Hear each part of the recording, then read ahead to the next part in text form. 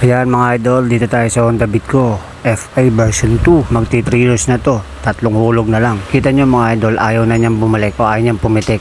Yung brake sa kaliwa, brake yan sa likurang gulong. At eto nga, ngayon ko lang siya papalitan. Oops, tara na, simulan na natin. Side mirror first.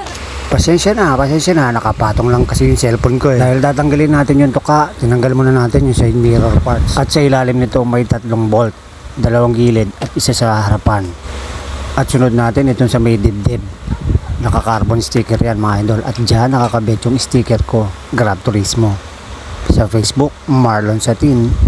Medyo makunat yan, kaya alalay sa pagbaklas. Lumipat ako sa right side ng tuka. Sa ilalim may isang bolt pa.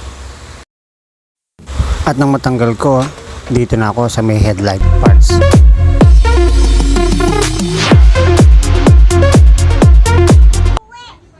At dito sa parts na to, hindi naman kayo malilito. Mahihila nyo yung mismong cable ng brake. Eto nga, sinikwat lang namin. At sa may brake lever.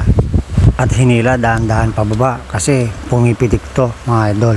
Ayun, labas na agad sa ilalim. After 2 years and 9 months, mapapalitan ko na rin sa wakas. Gumagamit din kasi ako ng engine brake.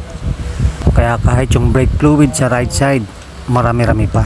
Dito sa bangka mga idol, yung kaliwang side lang ang inopen namin. Hindi namin binaklas lahat. Malaking bagay talaga pag may pinagkukuhanan ka ng idea. Eto nga, ipapalit namin yung bagong brake cable. At dito tayo magsimula sa kaliwang bahagi ng bangka. At hilahin nyo lang ito dahan-dahan hanggang sa makapunta siya sa front cover ng iyong motor. At hilahin nyo pa ulit ng hilahin hanggang sa makarating sa dibdib at sa tuka. Sipatin nyo mabuti mga idol. Sa bandang leeg, may stopper yan or tambayan ng mga wire. At syempre mga idol, checking tayo simula sa brake handle lever sa may ilalim, bandang bangka at hanggang sa likurang gulong dito sa may drum brake kung saan tayo nag-a-adjust bilang pangunahin or katulad kung first timer sa pag-a-adjust ng cable brake. Meron daw adjustment sa may bandang handle at yun yung pag-aaralan natin sa susunod. Yung mga yung ginagawa yung iba, lulusot muna dito talaga. At syempre, gusto ko lang din marinig nyo yung boses na nagtuturo sa akin. Mabalik tayo, gamitan nyo na nga pala lang long nose para mahatak yung cable. Dako na tayo sa handle lever. Siguraduhin may play ng konti. At kung meron naman kayong impact wrench, gamitan nyo na para mapadali. Yun, kasado na. Pandarin mo tapos preno, tapos bitaw ha. Hanggang dun lang. Yes. Unang try, preno.